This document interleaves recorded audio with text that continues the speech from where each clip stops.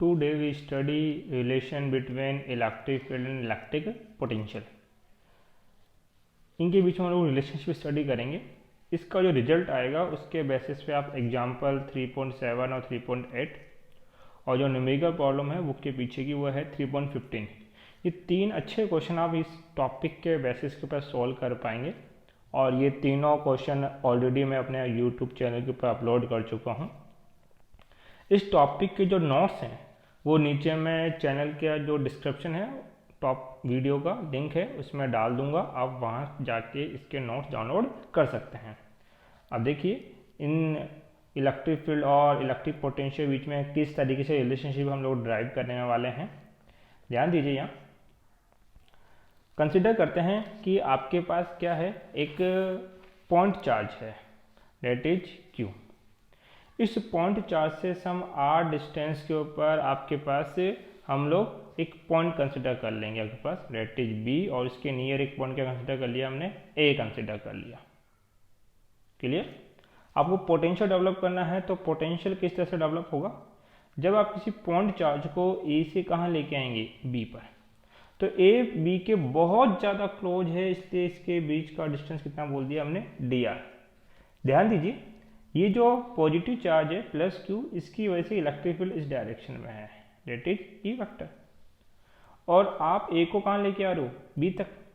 आप ए को जब बी पर लेके आएंगे तो आपको वर्क करना पड़ेगा और आपको एक एक्सटर्नल वर्क करना पड़ेगा. तो आप इस इलेक्ट्रोस्टैटिक्स रिपल्शन फोर्स के अगेंस्ट क्या करोगे, वर्क करोगे, तभी तो क्या डेवलप होगा, पोटेंशियल डेवलप होगा आपके पास. तो हमने क्या बोला कि ए से बी तक लाने में आपको कुछ एक्सटर्नल वर्क करना पड़ता है. ये एक्सटर्नल वर्क कितना होगा, देखिए ये जो एक्सटर्नल वर्क होगा वो इलेक्ट्रिक फील्ड के इक्वल होगा. अब एक चीज़ आपको पता है कि ये इलेक्ट्रिक फील्ड है, यहाँ पॉजिटिव फील्ड लाइन निकलती है और यहाँ पे क्या होती है, नेगेटिव में एंटर करती है. अगर यहाँ पे चार्ज कितना रखो, क्यू नॉट, और ये कैसा है, पॉजिटिव. तो जब आप पॉजिटिव चार्ज को एक इलेक्ट्रिक फील्ड ई में रखते हैं तो इलेक्ट्रिक फील्ड भी यहाँ पे फोर्स लगाता है डेट इज इलेक्ट्रिक फोर्स. और इलेक्ट्रिक फोर्स कितना होगा, क्यू नॉट मल्टीप्लाई ई, यही होगा इलेक्ट्रिक फोर्स. और अगर इस तरह का सिस्टम है तो इलेक्ट्रिक फोर्स लगेगा, पॉजिटिव पॉजिटिव में रिपेल होगा, नेगेटिव में अट्रैक्ट, मतलब डायरेक्शन ऑफ इलेक्ट्रिक फोर्स ये रहेगी जहां मैंने एरो बनाया. तो सेम काम है, ये पॉजिटिव ये भी क्या है, पॉजिटिव. तो इनके बीच में एक इलेक्ट्रिक फोर्स लगेगा और वो इस डायरेक्शन में होगा डेट इज इलेक्ट्रिक फोर्स. जबकि आप जब इसको ए से कहां लेके आ रहे हो, बी तक, तो आपको इसी इलेक्ट्रिक फोर्स के अगेंस्ट क्या करना पड़ रहा है, एक फोर्स अप्लाई करना पड़ रहा है. That force is called external force. तो अगर आप एक स्मॉल डिस्प्लेसमेंट करना चाहते हो तो आपका ये जो एक्सटर्नल फोर्स है वो एटलीस्ट इक्वल होना चाहिए किसके, इलेक्ट्रिक फोर्स के, तभी आप एक स्मॉल डिस्प्लेसमेंट कर पाएंगे. और ध्यान दीजिए ये एक्सटर्नल फोर्स और ये इलेक्ट्रिक फोर्स दोनों एक दूसरे के अपोजिट, तो हम लोग साइन कैसा लगाएंगे, नेगेटिव. यहाँ पे एफ एक्सटर्नल इक्वल टू कितना, इलेक्ट्रिक फोर्स की वैल्यू कितनी होती है एक पास, Q naught of E vector. ये आपने क्या निकाला, एक्सटर्नल फोर्स. अब आप इसको लेके क्या करा रहे हो, डिस्प्लेसमेंट. तो आपको क्या करना पड़ेगा, वर्क डन. तो टेस्ट चार्ज कितना है, Q naught, move from point A to B at D R distance. इस डिस्टेंस से पॉइंट चार्ज क्या करता है, मूव करता है. तो वर्क डन होगा, वर्क डन कितना होगा, डी डब्ल्यू. वर्क डन क्या होता है, फोर्स मल्टीप्लाई डिस्प्लेसमेंट, और वो डिस्प्लेसमेंट आपने कितना करवाया, डी आर. अब कौन सा फोर्स है जो इसको डिस्प्लेसमेंट करवा रहा है, डेट इज एक्सटर्नल फोर्स. तो हम बोलेंगे यहाँ पे external force. Then work done कितना हो जाएगा, एक्सटर्नल फोर्स. और एक्सटर्नल फोर्स की वैल्यू आपने कितनी कैलकुलेट करी है, minus Q naught E vector dot D R vector. Clear. आपने पोटेंशियल पढ़ा, पोटेंशियल क्या होता है, वर्क डन अपॉन में टेस्ट चार्ज. तो टेस्ट चार्ज क्या हो जाएगा, वर्क डन अपॉन में पोटेंशियल. अगर ये स्मॉल टर्म में हो, that mean in terms of differentiation, तो हम लिखेंगे डी डब्ल्यू अपॉन में कितना, D V. Then we should say D W equal to कितना हो जाएगा, Q naught of D V. तो ये जो डी डब्ल्यू है उसको या तो क्यू नॉट डी वी लिख दीजिए, या फिर ऐसा करते हैं कि क्यू नॉट को अपॉन में ले आते हैं. कितना हो जाएगा D W upon Q naught equal to कितना माइनस के E vector dot D R vector. इस टर्म से हम लिख सकते हैं डी डब्ल्यू अपॉन में क्यू नॉट इक्वल टू क्या होता है डी वी। तो ये डी वी हो जाएगा, डी वी इक्वल टू कितना माइनस के E vector dot D R vector आपके पास। एक तो फॉर्मूला ये है। दूसरा यहाँ से हम लिख सकते हैं कि ई वेक्टर इक्वल टू क्या हो जाएगा पास डी वी अपॉन में डी आर। बहुत साइड अगर माइनस है ना इंटीग्रेशन करेंगे तो ये तो हो जाएगा ई, और ये कितना बनेगा आपके पास इसका डिफरेंशिएट फॉर्म है, हमें यही रिक्वायर्ड है आपके पास। ये तो हमने क्या निकाला इलेक्ट्रिक फील्ड और पोटेंशियल के बीच का रिलेशनशिप। देखिए इसको किस तरह से नोट्स में आपको लिखना है। तो सबसे पहले क्या करेंगे, consider a charge at point O. ये पॉइंट ओ है, यहाँ पे आपको एक चार्ज कंसिडर करना है and we have to calculate the electric potential gradient. अभी ग्रेडियंट को मैं एक्सप्लेन करूँगा थोड़ी देर में। From point A to point B, अब वो पॉइंट ए से कहाँ लेके जा रहे हैं पॉइंट बी पे, due to charge Q naught, Q naught की वजह से। Potential at point B is greater than point A. भाई जितना पॉइंट चार्ज के क्लोज होगा पोटेंशियल उतना हाई होगा, तो बी का पोटेंशियल हाई है और ए का क्या है। आपने बोला था कि जो इलेक्ट्रिक फोर्स होगा वो एक्सटर्नल फोर्स के क्या होगा इक्वल और अपोजिट होगा। इलेक्ट्रिक फोर्स कितना होता है Q naught E vector equal to external force. तो एक्सटर्नल फोर्स की वैल्यू आपने कैलकुलेट कर ली कितनी minus Q naught of E vector.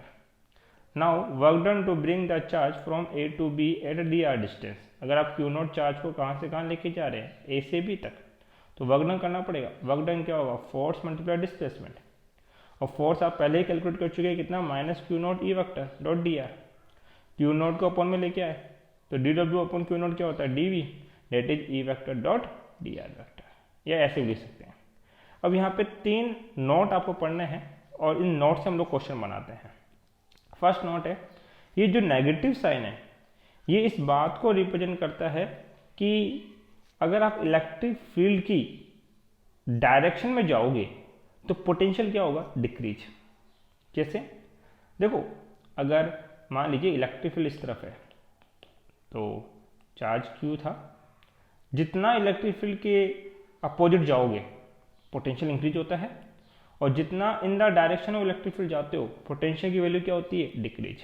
तो नेगेटिव साइन क्या शो करता है negative sign show that in the direction of electric field the electric potential is always decreases. Second point है आपके पास ये जो dv बाई डी आर का रेशियो है, that ratio is called electric potential gradient.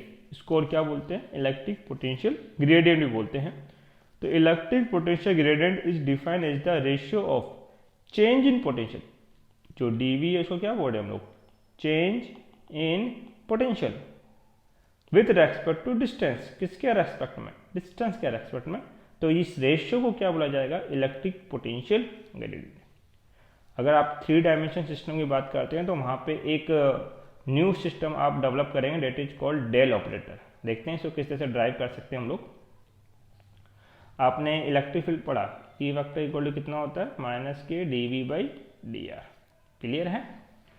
मान लीजिए 3 डायमेंशन है तो आपका इलेक्ट्रिक फील्ड कौन कौन से एक्सिस पे हो सकता है एक्स वाई और जेड।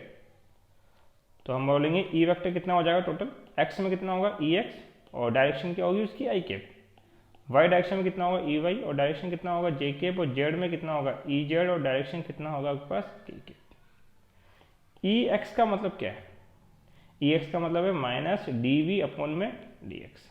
जब एक्स डायरेक्शन में आपको इलेक्ट्रिक फील्ड चाहिए तो आप पोटेंशियल को डिफरेंशिएट करें एक्स एक्सिस के रेस्पेक्ट में। सिमिलरली ई वाई का मीनिंग क्या होगा minus d V by d y. Similarly E z का मीनिंग कितना है माइनस डी वी अपॉन में डी जेड। वैल्यू पुट करेंगे तो ई वेक्टर कितना हो जाएगा पास कितना ई एक्स की जगह रख सकते हैं माइनस के d V by d X of I cap.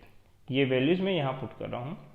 फिर माइनस के d V by d Y of J cap, then minus के d V by d Z of के केप आपके पास है। क्लियर है। यहाँ पे माइनस साइन सब में कॉमन है, माइनस कॉमन ले लिया, और ये जो v है जिसको हम डिफरेंशिएट करें ये भी सब में कॉमन है।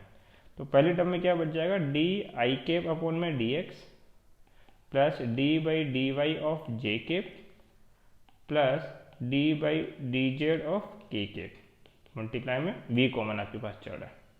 देखिए ये जो टर्म है, ये जो ब्रैकेट में डाला है, इसी को हम क्या बोलते हैं, डेल ऑपरेटर। इसको क्या बोला गया है, डेल ऑपरेटर। और इसको रिप्रेजेंट करते हैं उल्टे डेल से आपके पास। तो ई वेक्टर कितना हो जाएगा पास, माइनस साइन, इसको लिख दिया हमने डेल ऑपरेटर डॉट क्या लिखा जाएगा, वी। और कई बार इस डेल ऑपरेटर को हम बोलते हैं ग्रेड। तो ई वेक्टर की एक और फॉर्म होती है कितना, माइनस ग्रेड डॉट वी। देखिए इसको किस प्रकार से नोट्स में लिखना है आपको। तो 3 डायमेंशन है, ई वेक्टर आपने पढ़ा कितना होता है, माइनस के d V by d are.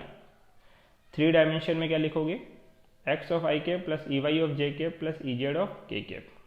E x की वैल्यू कितनी होगी, minus d V by d x. E y की वैल्यू कितनी होगी, माइनस के d V by d y. और ई जेड कितना होगा, minus d V by d z. Value put कर दोगे तो ई वेक्टर कितना हो जाएगा, ई एक्स की जगह रखोगे minus d V by d x, E y की जगह minus d V by d y और ई जेड की जगह minus d V by d z. फिर माइनस साइन और वी कॉमन है, माइनस साइन और वी क्या ले लिया, कॉमन, ये टर्म। और इस टर्म को क्या बोल दिया गया, del operator, that is del vector. और इस डेल ऑपरेटर को और क्या बोलते हैं, ग्रेड। इसलिए ई वेक्टर की वैल्यू कितनी होगी, माइनस ग्रेड डॉट वी आपके पास। Thank you.